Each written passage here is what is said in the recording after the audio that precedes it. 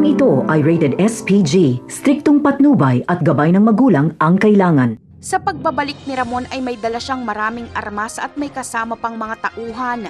Ipinaramdam kasi ni Ramon sa mga kaalyado niyang sindikato na siya pa rin ang hari ng Quiapo at walang makakatalo sa kanya.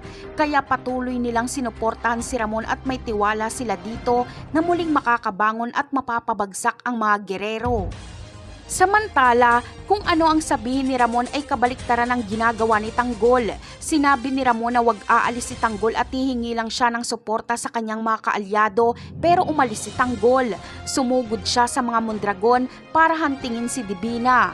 Masyadong kampante si Brando ngunit si Divina ay takot na takot. Alam niya kasi ang kakayahan ni Tanggol. Kapag masukol ni Tanggol si Divina ay hindi niya na ito pakakawalan.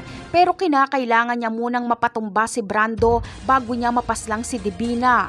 Dahil gagawin ni Brando ang lahat maprotektahan lang si Divina, sa pagkakataong ito ay hindi mahuhuli ni Tanggol si Divina.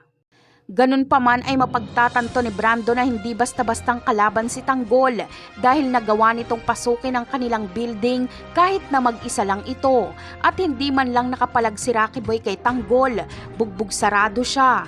Natikman niya ang sakit na pinaranas niya sa kanyang mga biktimang babae. Napakarami pa nating dapat abangan sa mga susunod na episode. Paalam!